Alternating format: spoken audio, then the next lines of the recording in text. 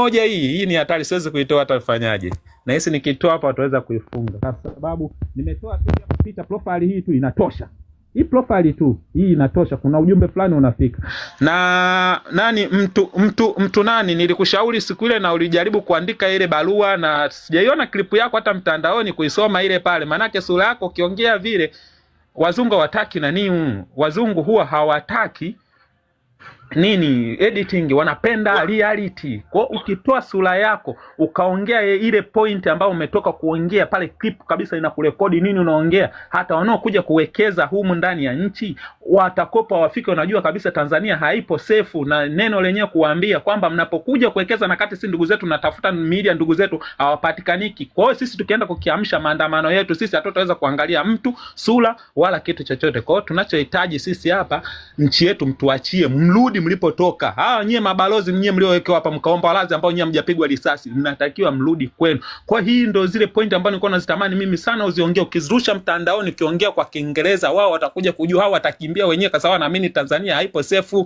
Kasasa walipigwa watu risasi, mnachukulia mifano tulipigwa nchi sijui 40, sijui nchi 50, sijui nchi ngapi, nchi 4 ya risasi imemwingilia mtu imemuua. Nyie mnakuja kutuenda huko, inabidi mtuachie nchi yetu hadi tuitengeneze nchi yetu. Eza jiuzuru huyu mtu au afanye maneno yale makali ukitoa ile sura yako clips na kuonyesha vile unaongea kitu cha aina gani. Wazungu hawapendi kitu cha propaganda, wanapenda kitu cha reality. Kama wewe hapo umeongea umemainisha, sura yako inatakiwa, na inawezekanika hata kesho na kesho kuta ukakaa na mwingine pembeni anakusimamia na mwingine anakusimamia huku unaongea, wasionekanika umeonekanika wewe tu mabodyguard, kama kuna mabodyguard kuonekanika kama kweli kuna kikundi kweli kinachotakiwa kweli kuja kufanya mambo kama haya. Kwa hii inapelekea wao kupressurize serikali kufanya kitu kingine. Na sasa hivi Makonda tayari ameshaingia Morocco, kwa ameshaanza kupeleka mabarua yao. Je, Watanzania tunaulizana, je tunakubali kweli Afcon iendelee hapa nchini kwa furaha iliyokopo aina gani? Hatujawahi hata kwenda kuzika hata maiti ya ndugu zetu. Leo hii tuje tushangilie mpira. Je, tunakubali kweli moyoni mwetu kweli Afcon ije chezeke Tanzania?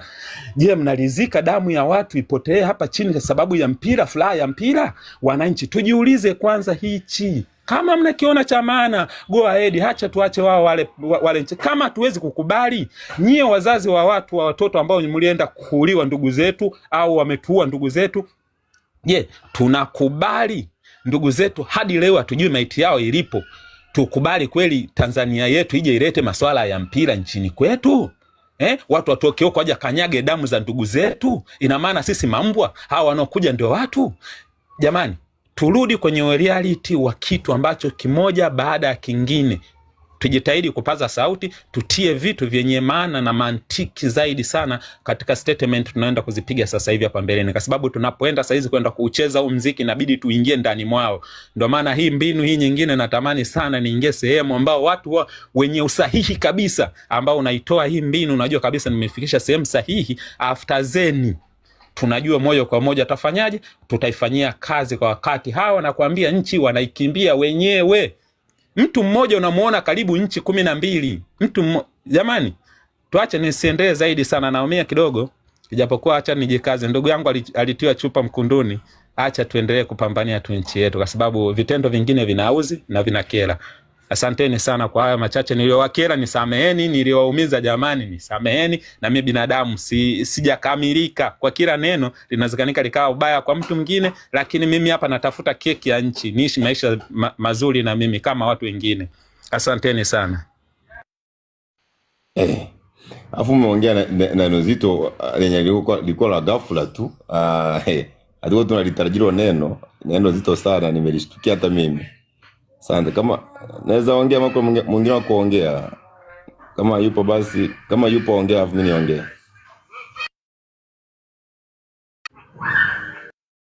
Au niongee? Ongea tu.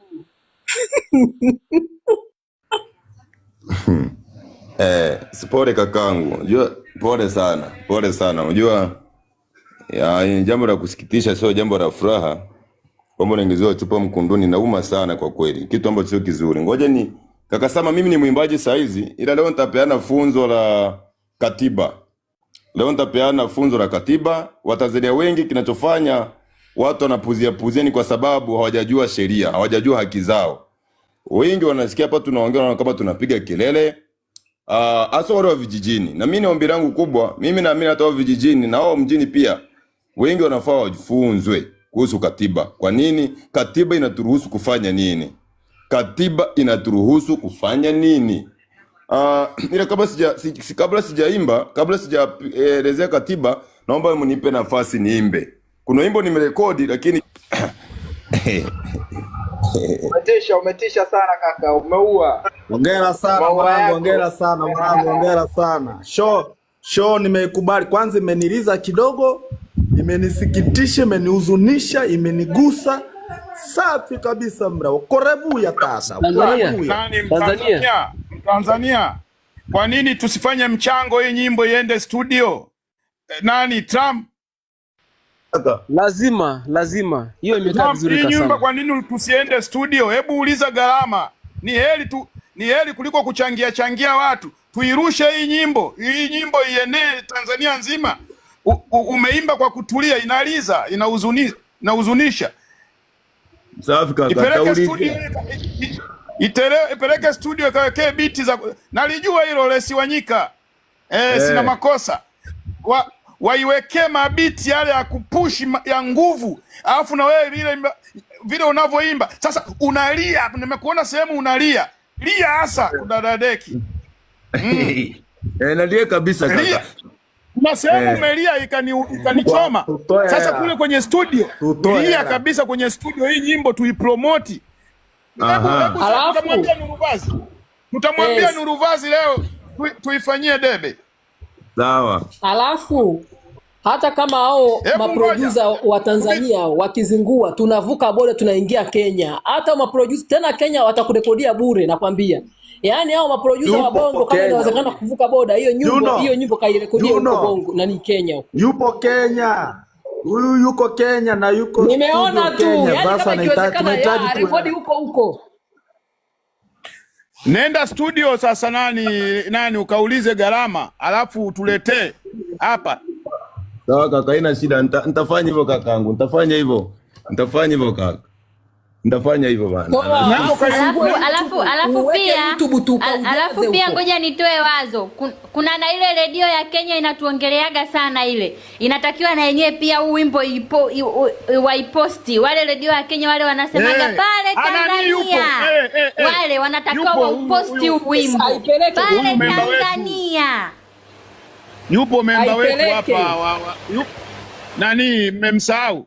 Huyu nani Mtanzania yule nani alikuwa anakuja hapa yule Mkenya TV Tanzania, mtafuteni akaunti yake, ni memba wetu hapa kwenye live yetu TV Tanzania. Yaani hii nyimbo mnamjua, inatakiwa iende na afungue YouTube yake, tutaingia huko YouTube huko tutaisikiliza hapa kama yeye leo aongee tu kule, aongee tu leo kule studio, gharama zake bila mashine. Gharama zake hapo kaimba bila mashine. Bana bonge la song vizuri tu. Bila mashine. Bonge la song. Yaani wewe waulize kule studio hiyo singo yako atakurekodia shingapi? Sawa kaka, nitafanya hivyo. Nitafanya hivyo kaka. Yaani nitafanya bado ya moto. Watu hapo unaona wengi wanasema irudiwe. Nirudie. Naona kwenye comment. Rudia. Maiti zile. Alafu kwenye voko hapo kwa kulielia hapo tukuwekee mtoto wa kike akusaidie kulia. Oya itaumiza washikaji kinoma hiyo, alafu isambae nchi nzima. Oya. Asante sana ndugu. Nimeshangaa na zaimba. Kumbe sauti ya kulia aweke mtoto wa kike, lakini na yeye pia unasikia Trump, weka mwanamke pia ali, lakini pia wewe sauti yako ina hali fulani vinagusa. Kwa hiyo kwenye kulia hapo usisahau wapinzani umewafunga, sio umewateka. Yaani tafuta maneno ya kupangilia. Yaani ili jimbo tunaenda nalo, tunaruka nalo. Nitaenda kwa producer ambaye ni mkubwa tu ambaye anaweza anawekeza cha kwanza. Tuna watu wapambanaji ambao sasa gharama. Yaani bonge la song, yaani hili song litapiga kuliko nondo zetu, litatandika kuliko nondo. Unasikia Trump? Yaani big up sana Trump. Yaani Trump nimekuaminia. Yaani kweli umeokoka. kweli umeokoka, nimekubali. Ulivyosema umeokoka. Kwanza nimekuona unatoa speech ya Kiingereza. Nikasema sasa baada ya Mwandambo umeingia. Yaani Trump anapiga za ugoko kweli kweli. Yaani sasa hivi tandika hivyo hivyo. Hili song hebu tulifanyie kazi. Uliza huko. Sawa kaka. Nimeona tunapendekeza tarehe 29 lizinduliwe ile siku ya mkutano mkuu wa mwisho wa mwezi. Anko Sama. Na hapo hajaandika. Yaani hapo zinatoka kichwani. Akikaa akatulia akaandika itakuwaje? Hapo hajaandika maana hajawataja wakina nani General Mukunda. Kwa nini hata wasingewani? Wanampa hajawataja akina Mukunda. Tengeneza sasa vizuri nani Trump, andika kabisa, alafu uliza na gharama. Watu hapa wamependa nyimbo, watakuchangia uende studio. Utakachofanya mimi nataka majina watu wale ambao mnajua naweza nikawataja, wale ambao ni wapambanaji zaidi. Unajua kuna watu pale unajua kabisa hao ni 1 2 3. Wakatajwa yani wale waliofungwa pia asiwasahau, wale waliofungwa. Hivyo mimi mtaniandikia wakina wale wakina Lissu wakina nani usiwasahau pia. Uliza huko studio, alafu baadaye sasa mtapanga, siwaga mna kikao chenu mnapanga sasa kwenye hii verse kama alivyokuwa na kurekebisha Mtanzania pale kwenye kwamba usituue sijui unaona pale kwamba tukauliwa tayari. Kwa hiyo tulitengenezeni hili song leo ni zaidi ya nondo. Unadhani? Nyie mnalichukulia poa. Para wewe. Linaliza. Unasikia Anko Sama? Pale linafunika nondo zote. Umetuua bure Mkunda. Ni kweli. Wakina Mkunda usiache kuandika bure Mkunda wa Mbura. Wakina waliokufa, wakina Mdude, wakina huyo sijui huyo baba Soka na huyo aliouawa huyo nani kununio huyo baba anaitwa nani huyo Kibao, yani hao yani inabidi siku inabidi kabla ya kwenda tulia sana ulete review sawa tulia sana ulete wimbo internet ile ni toka jamani mimi maana internet ile nani hapo pale unasikia nani pale ule Siwanyika anaongea maneno. Sina kuona pale unaongea pale. Unapajua pale? Usiache kusema watu 10,000 umeua pale. Kuna kasehemu Wanyika anaongea pale nimekuona unaongea. Na kuna kasehemu. Pale unapiga na hiyo watu 10,000 umeua watu 10,000 unaipiga na hiyo. Ile iwaumize watu, tuwe tunalia tu sisi huko. Alafu ile sauti yako ya kulia mzee, mimi kuna kipindi nimevuta hisia nikataka kulia kabisa. Ile nyimbo ile kweli. Na Kasama, ikiwezekana itolewe video ambayo ina yale picha zile video za mauaji zile zote zile ziunganishwe. Video ni za mauaji. Video ni za mauaji. Kuna dadeki hapo ya video ndio itatisha. Alafu hilo linatakiwa lile linapigwa kila tukianza live yoyote ambayo ni ya maandamano linapigwa kwanza ndio raha ya hii live sasa. Yaani mawazo yanapandiana tu. Yaani mpaka unatamani yani hata usile chakula. Tunapiga maombi, mimi mwenyewe sijafanya kazi yoyote hapa. Tunapiga maombi. Anko Sama. Sijategemea huyu mjinga ameniliza leo. Yaani kuna kipindi na mimi nilianza kuvuta hisia kama pale maana na Trump naye una sauti la kulialia. Ni nyimbo nzuri sana. Sasa aitengenezee mashairi mazuri sasa. Alafu aulizie studio ni shingapi. Basi Nitaenda kwa studio kubwa ambapo ipangwe siku ya kuzinduliwa basi, Nitaenda kwa studio kubwa ambayo ina producer tu mzuri. Yaani huu wimbo kabisa advertise kabisa hata kwa zile Radio 47. Yaani hapa maana nipo hapa Nairobi, kwa hivyo kuwafikia ni rahisi. Fanya hivyo na sisi tutaipromote huko YouTube. Tutakuwa tunaipiga tu huku. Unajua wataikubali lakini itaenea tu, si unajua. Tutaifanyia challenge TikTok. Tutaifanyia challenge TikTok. Hii ni zaidi ya nondo. Nakwambia ni kweli, watu unaweza kaichukulia poa lakini kwa sababu nyimbo ndio inapelekaga ujumbe kuliko hata nini. Kwa sababu kila mtu anataka aimbe. Nzuri sana hii. Yaani tena ukiunganisha na video ya yale matukio yote ya watu wako road, watu wameuliwa yani. Wote. Yaani hapo. Na wale na nini? Inatengenezwa video moja kali. Tena na yenyewe video unakuja hapo unaleta hoja. Watu wanaingia mzigoni. Umenielewa? Kweli. Yaani kweli. Kwa nini asiende kuuliza sasa hivi? Aende tu akauliza sasa hivi hajaturejesha sasa hivi. Hebu nenda sasa hivi Nairobi. Piga simu, piga simu. Ustaje. Fanya hivi hapo sama. Astaje studio hapa. Hapa kuna watu wabaya. Astaje studio ambao watafanyia hiyo kazi na asitoe location, yani hivyo. Wewe tuambie lakini aulizie, apige tu simu huko, amtumie, amrushie tu biti hapo, atamwambia gharama. Akishamrushia biti tu gharama inakuja saa hiyo hiyo. Kwani kuna haja ya kwenda? Si anatuma tu voice nini beat tu kwa hata kwa WhatsApp. Biashara inaishia. Ni kweli. Sawa. Ngoja nishuke basi. Ngoja nilikuwa nataka nipige nondo za katiba lakini sasa naona wimbo umewachana. Piga kwanza nondo za katiba afu uende. Haya. Sasa ndugu zangu. Ndugu zangu. Sisi marehemu tunawakumbuka kila siku. Yaani haina haja hata ya mwaka. Yaani kila siku tunawakumbuka. Sasa mimi nilikuwa na wazo kwamba kwa sababu lengo letu sisi hapa, ishu kubwa ambayo inatutesa ni kuteka Watanzania wengi ili watusikilize, ili watu yani wawe nyuma yetu. Manake unajua wengi wapo lakini wako nyuma, wanasubiria sisi tuanzishe. Sasa mimi nilikuwa na wazo, jana nikipeleka pale kwa live ya PhD tukaongea kidogo. Issue iko hivi, nilitamani kama ikiwezekana mwezi wa 2 au wa 3 tuweke hii issue iwe kama agenda fulani, tuijadili kwamba mwezi wa 2 au mwezi wa 3 tarehe 29 tuombe misa ya kitaifa. Yani tuangalie jinsi gani leo tukafanya. Yani tuseme tuna misa ya kitaifa ya kuwakumbuka ndugu zetu, na tupange kabisa tutakusanyika kama ni Dar es Salaam au kama ni mikoani au kama ni kila mkoa, kwamba mkoa wa Dar es Salaam ukusanyike sehemu fulani. Kaka mjukuu. Ndio.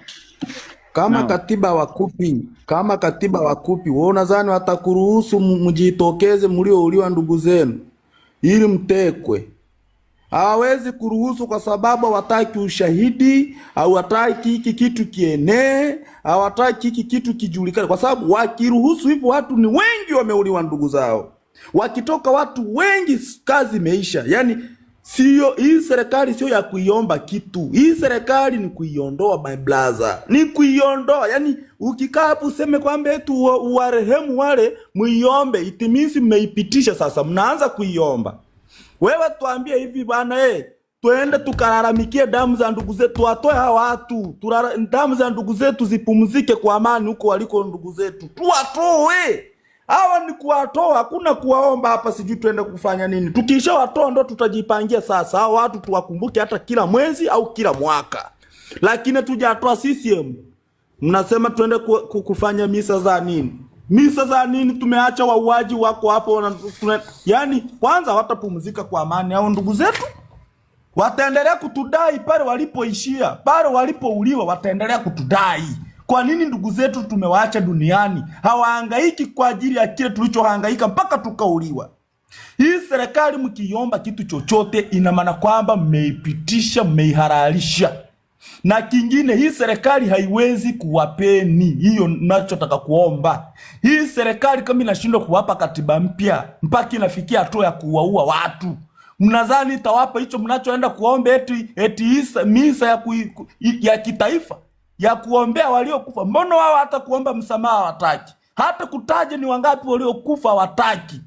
Kuto wao ni kutaja vitu vilivyoharibika. Blaza, wewe jenga hoja, tuambie tutoke. Wala sijakukatisha, wala sijakuharibia, lakini fumba macho sekunde 10. Fikiria ni serikali ipi nayoenda kuiomba hicho kibali. Asante. Ya, nahisi umenielewa kaka. Nashukuru pia umenisaisha. Lengo langu sio kuiomba, yani sisi tutengeneze mazingira yetu, tulitangaze ili swala liende viral. Watanzania wajue tutume vipeperushi kama tulivyofanya mambo mengine, tupeleke vipeperushi somewhere wapi, tutoe tangazo. Yani tunatoa tangazo kwa sababu sasa hivi si hatuna serikali. Yani sisi tunajua, sisi tuliopo hapa tunajua hatuna serikali. Kwa hiyo tutoe tangazo hata kama wao wakijiandaa kama walivyojiandaa tarehe 9, lakini sisi lengo letu ni kufanya wao washindwe kufanya shughuli zao kwa ajili yetu sisi, kwamba kumbe sisi tupo. Yani tunatengeneza yale mawazo creative ambayo yatawachanganya wao. Hata kama ikatokea hiyo siku sisi hatutoenda hiyo sehemu kwa ajili ya kuwakumbuka hao ndugu zetu, lakini wao watakuwa wameweka tension kubwa ya kutaka sisi tusitoke. Hicho ndio kitu ambacho mimi kikubwa ninachokitaka, wajue kwamba bado tupo, bado kumbe tunawaza kuhusu jambo 1 2 3, kumbe bado tunawachukia, hatuwapendi, kumbe bado ni watu ambao, vijana ambao bado wana hasira na sisi, kumbe bado wana uchungu, kumbe kuna watu wanafikiria mambo makubwa zaidi. Hicho ndio ninachokitaka mimi, yani kuiteka, wajue kwamba sisi kuna vitu bado tunavifikiria, yani bado tunaumiza vichwa kuhusu ndugu zetu, yani wajue kwamba bado tuna maumivu ndani yetu. Hiyo ndio pointi yangu. Nafikiri kaka Mtanzania hapo umenisaisha vizuri, na sasa nimerudi vizuri kwenye pointi. Na pia vijana wa Kitanzania, mimi mishi maisha yetu, unajua hiyo tamu babu, hiyo tamu.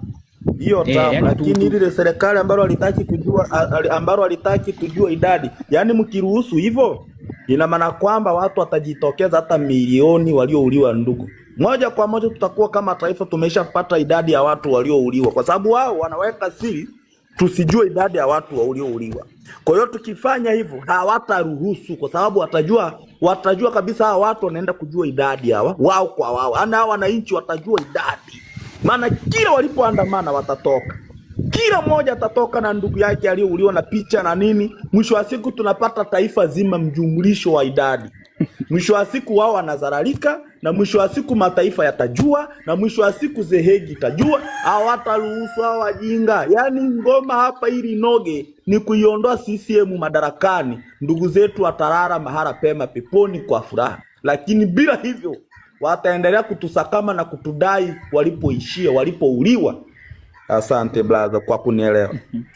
Sawa kaka Mtanzania, lakini lengo tunataka, yani mimi unajua kikubwa ninachotaka mimi, natamani sana maandamano. Natamani, unajua tukishakuwa na namba kubwa means kwamba tukishawachokonoa, manake hapa sisi tunachopambania ni kupata numbers of people ambao watatoka kutuunga mkono. Tukitoka wachache means kwamba wao watakuwa na nguvu. Tukitoka wengi wao hawatakuwa na nguvu ya wao kutuadhibu sisi au kutufanyia chochote.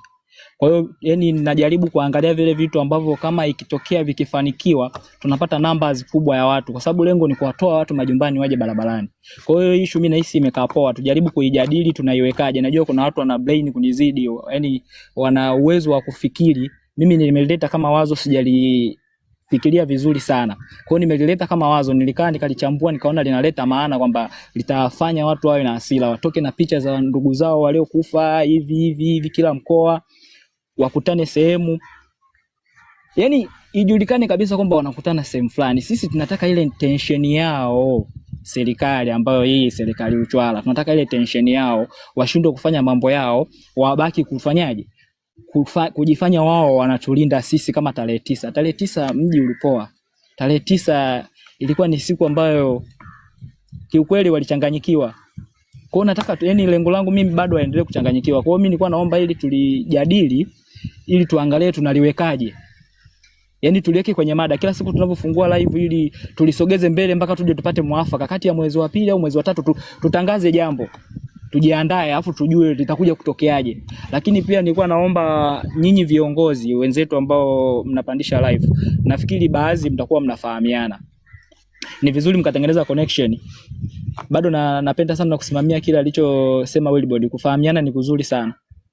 Yani inaleta backup nzuri. Kwa mfano kama kuna blaza moja nisikiaga alikuwa anasambaza vile vipeperushi, kuna siku akafukuzwa kutoka sijui wapi mpaka maeneo ya Kawe. Sasa ile inatakiwaje? Inatakiwa watu wawe kama ni pikipiki hata 3 au 4. Ile pikipiki moja inavyofanya tukio, zile zingine zimekaa pembeni zinajifanya kama zenyewe hazipo kabisa kwenye hiyo list. At the end inavyotokea lile jambo, wale watu labda kama ni vipeperushi wamevitupa, inavyotokea kuna mtu anaataki, wale si watakimbia, wale wa nyuma aidha watakuwa hata na manati yao, wamebebana hata dereva na abiria means kama pikipiki zilikuwa 3 watakuwa watu 6. Kwa hiyo ile pikipiki moja itakayokuwa inakimbizwa, labda kama kuna gari, means kwamba kuna wengine wanaweza kaanzisha ambush ya kupiga kelele fulani ili kuleta support. Kama ni labda ile sehemu ilikuwa ni kijiwe cha bodaboda, unaweza kashangaa ukakusanya pale hata bodaboda 4 5, lakini bodaboda moja tu ikiwa inafukuzwa, wale wa nyuma wanakuwa hawajui kinachoendelea, wanabaki tu na butwa, wanabaki pale pale, kwa jinsi ninavyoifahamu Tanzania. Ila ikitokea kuna watu wako pale wanajua ile issue inavyoendelea, wanaweza kaleta backup nzuri, afu ile gari ikajikutwa baada ya kufukuza ile pikipiki moja yenyewe ndio inafukuzwa, au kama ni gari, kama ni pikipiki, sijui wao watakaokuwa wamejiandaa. Utakuta sasa inatokea kwamba sasa wao baada ya kufukuza ile pikipiki moja, wao nyuma sasa ndo wanaungiwa, wanafukuzwa. Kwa hiyo itawaletea hofu kuangalia nyuma kuna msafara mkubwa zaidi unakuja, inawatengenezea wao hofu ya kuacha kufanya lile jambo, unakuta wanaachana na sisi tunazidi kufanikiwa kwenye mambo yetu. Mimi wazo langu kubwa lilikuwa ni hilo la kuhusu kuwakumbuka marehemu, naomba tulifanyie kazi. Nashukuru. Asante, umenyoosha vizuri maelezo. Tumkaribishe Omea. Naombeni muombe hapa. Sasa hivi nimekemea hicho swala la kushushwa watu, naona watu washushu. Kuna mtu hapa yani yuko tu kwa ajili ya kumharibia One Love hapa. Sasa One Love hilo hajalijua. Yuko kwa ajili ya kumharibia One Love kwamba tunashushwa na nimekuzumu. Nishushe tena. Unijui kinywa changu mimi kibovu. Omea karibu. Gombeni kupanda jamani, ukizungumza teremka. Mjukuu kama umemaliza blaza, naweza kuteremka nikapandisha mwingine. Mungu awabariki.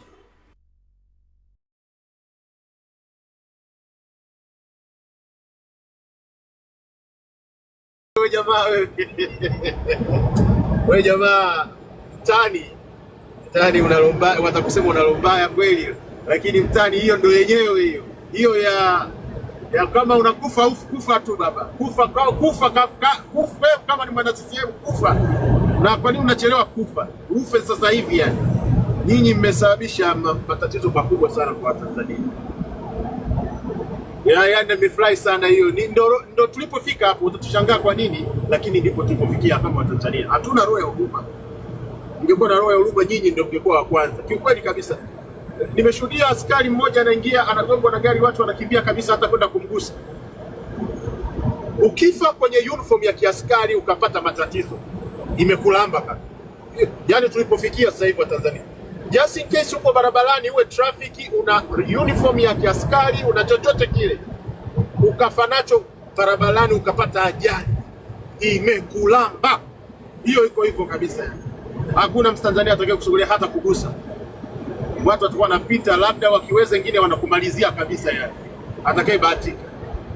Hiyo level tumefika, hiyo level hapo baada ya kuona kwamba kuna wenzetu ambao wamekuwa wanatumika vibaya kwenye hii nchi. Watanzania wengi wanatumika vibaya. Messages nyingi wanatumiwa vijana wetu, wadogo zetu za vitisho. Tutakukamata popote ulipo, tutakufikia wewe ongea tu. Mimi nataka niwaambie hao ambao wanatumia message watu, kama upo hapa unatamba leo hii, unalinga, unadunda kwenye nchi ya Tanzania, Watanzania wenzako wakikimbia wakitafuta msaada, wanakimbia nchi yao, wanaacha familia zao, wanaacha watoto wao, wanalia. Wewe unadunda kaka, unachekelea meno 32 yote yako nje, si ndio? Nikutoe wasiwasi. Anayekupa kiburi ni Samia Suluhu Hassan na genge lake ambalo amelitengeneza la waua. Lakini unasahau kitu kimoja, kwamba Samia hata kaa madarakani, siku akiondoka Samia Suluhu Hassan madarakani na genge lake, wewe unayechekelea leo unachoma wengine, na wewe utakuwa unaishi utakuwa unaishi mafichoni. Tuna idadi ya namba ya Watanzania wengi wanaofanya hizi kazi kuchomesha wengine. Siku ambaye anawapa kiburi akidondoka, hiyo yani hiyo nakutoa wasiwasi. Tunayopambana ni huyu anayewapeni kiburi. Lakini akidondoka huyu anawapa kiburi, nyinyi mjiandae kukimbia. Nyinyi mtageuka kukimbia kwenye hiyo nchi ya Tanzania. Yani hiyo bila wasiwasi. Hiyo tunaiongea tena bila wasiwasi. Nisikie, naomba nirudie tena nisikie. Nyinyi leo ambao mnadunda, mnaenda kwenye peji za watu, mnawatisha watu. Tutakukamata. Na wewe tutakufikia. Nyinyi sijui nani na wewe. Watu wanabidi wakimbie kuokoa maisha yao, wanaishi kwa kutangatanga.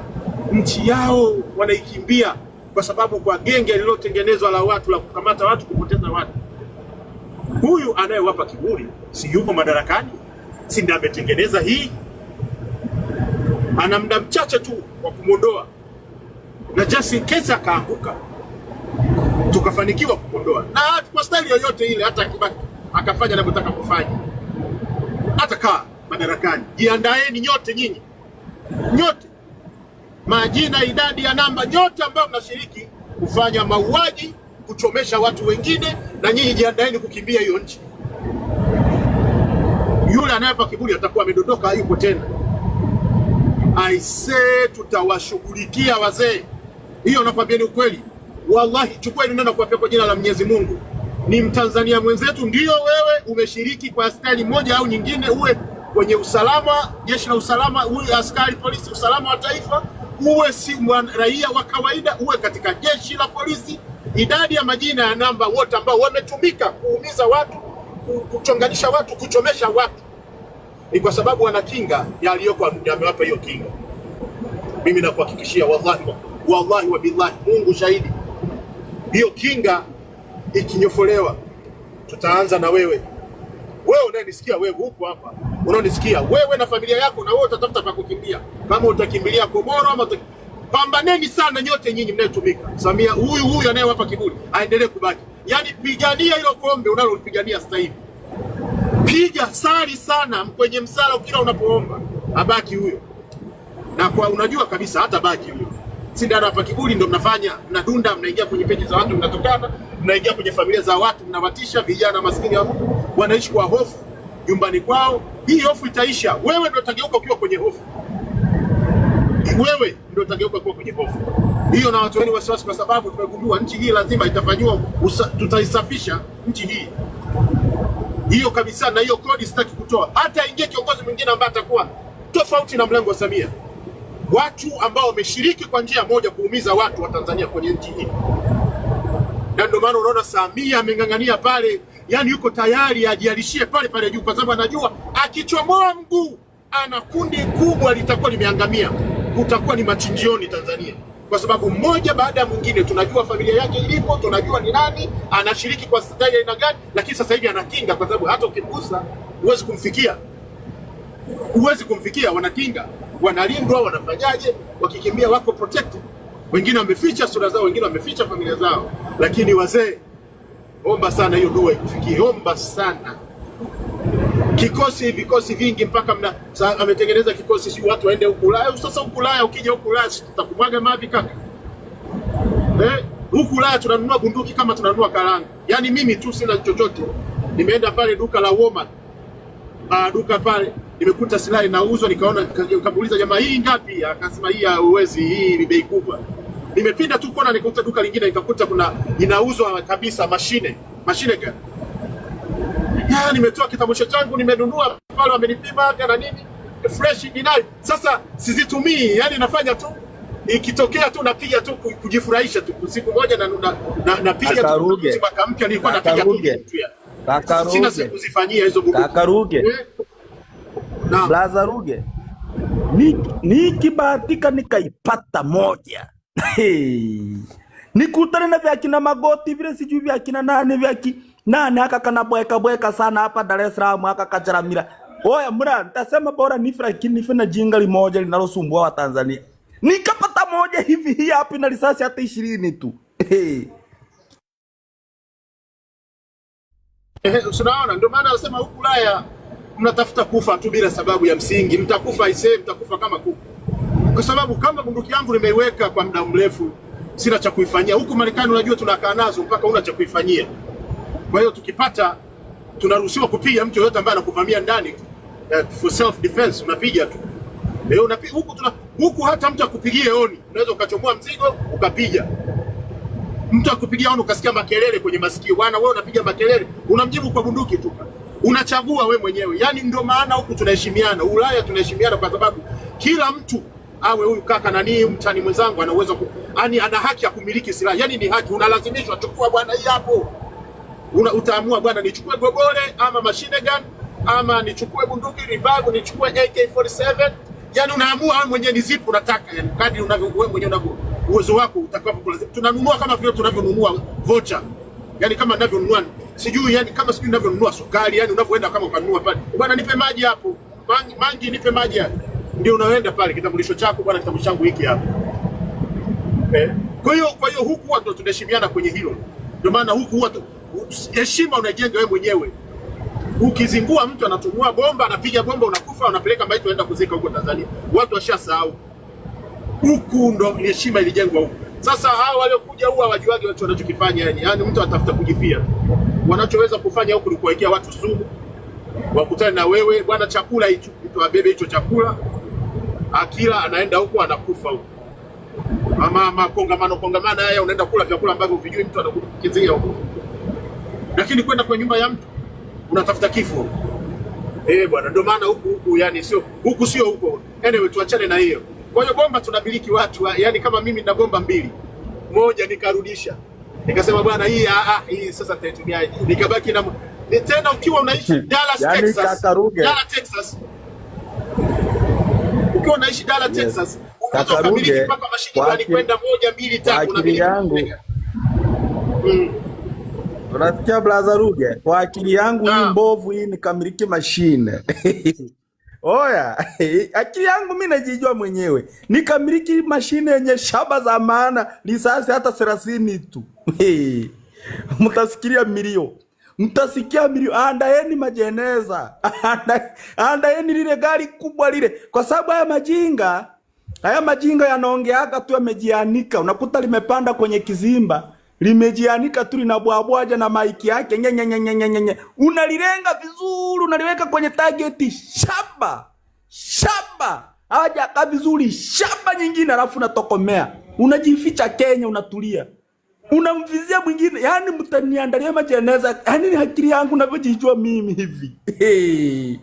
Mimi nawaambieni, nikutane na hii hapa tu nikubonyeza tu imeitika. Haya. Sasa hiyo nilikuwa natoa tu kwa sababu lazima niweke sasa. Kuna watu hawajui jinsi mambo yanavyofanya. Ukiwa unaishi Dallas, Texas, unaruhusiwa kumiliki mashine gani ngapi? 3, 4 mtu. Vijana wadogo miaka 15 wana mashine gani 2, 3. Vijana wadogo wa Kimarekani unakuta yuko kituo cha mafuta ana mashine gani na mkanda kabisa yani. Mashine 2, 3. Huku tunaheshimiana kwa sababu kila mtu hujui nani. Ndio maana unakuta bwana pita njia yako, pita huko. Ndio hivyo, ndio maana Ulaya palitengenezwa, huku Marekani palitengenezwa kuheshimiana. Huku huwezi kuchukua mke wa mtu, utakufa baba. Hata watoto wa kike wa miaka 15 kwenye kipochi ana bastola. Ama mkuona tukio la juzi, mtoto mdogo ana bastola kwenye kipochi, sijui jamaa mmoja akamfanya kitu gani. Yule dada akachomoa bastola kwenye pochi yake, kwenye kipochi kapiga. Ubongo ukamwagika. Hiyo ndio Marekani. Ndio maana watu huwezi kugusa, tunaheshimia. Usiwaona dada kwenye vipochi wameviweka kwa pani ukafikiri wewe ukienda kibwegebwege utakufa bure rafiki yako. Ndio maana tunaheshimiana. Sasa huku nchi zetu za Kiafrika wanyima watu hiyo kwa sababu walijua. Sasa mtu kama mtani huyu anapata mashine gani 2, 3 ama anaenda kwa mangi anaikuta imewekwa pale na bei yake, anamwambia bwana nipe hiyo bwana.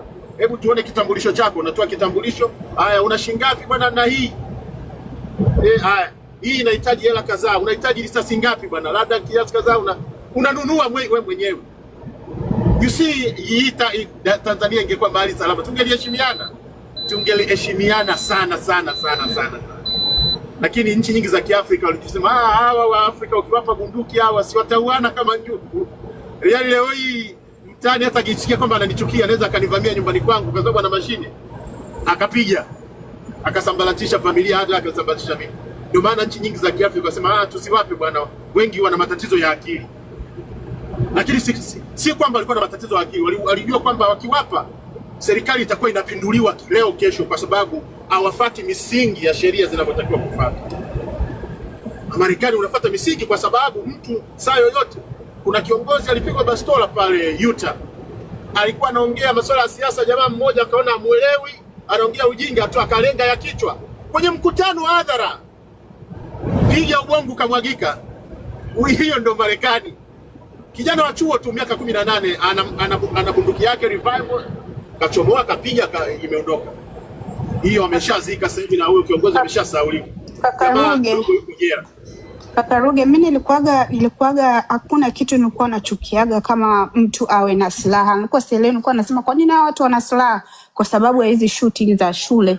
Lakini baada ya mambo kutokea Tanzania nilikuja kuwaelewa Wamarekani sana kwa nini Wamarekani wanapenda silaha. Unakuta mtu kwenye familia moja ana silaha karibia hata 10, afu wadada wanaweka nani kabisa hizi bastola kwenye pochi, unakuta zingine za pinki, unachagua rangi yoyote ya favor color. Nikaja kuwaelewa sana Wamarekani ni kwa nini Wamarekani wanapenda silaha, na ile law ya serikali kutoa silaha Marekani ilikuwa inapingwa sana na wananchi. Ni kwa sababu matukio kama ya Tanzania yalotokea ya tarehe 29 kuwa watu. Imagine Tanzania ingeruhusu wananchi wewe na silaha, unadhani yale mauaji yalotokea tarehe 29 yangetokea? Yasingeweza kutokea. So toka ile tarehe 29 yale mauaji, mimi nimekuja kuwaelewa Marekani vibaya mno, kwa sababu serikali inaweza kubadilika muda wowote ule ikaua wananchi. So sasa hivi yani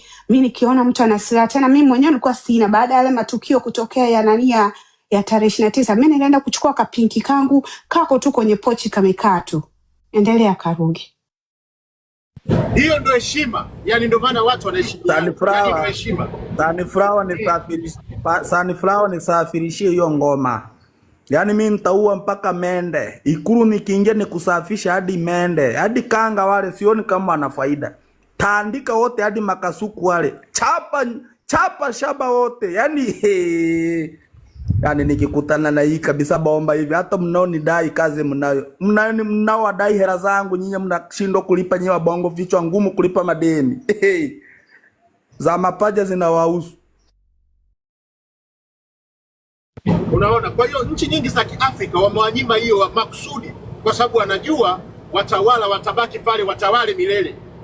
Hebu fikiria Samia Suluhu Hassan na hii watu, na hii naombeni ndugu zangu, vijana wa Gen Z, tusikubali kusaulishwa kuongelea mauaji tuliofanyiwa.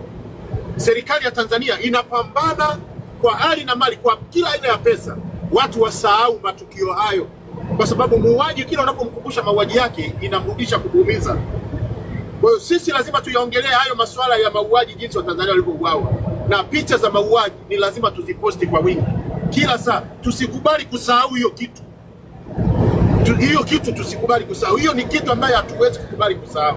Tusikubali na tusilazimishwe kusahau kwamba bwana hayo yalishatokea. Tuendelee kumkumbusha aliyoko madarakani kwamba ni muuaji, ni batili, hichi ndicho alichokifanya.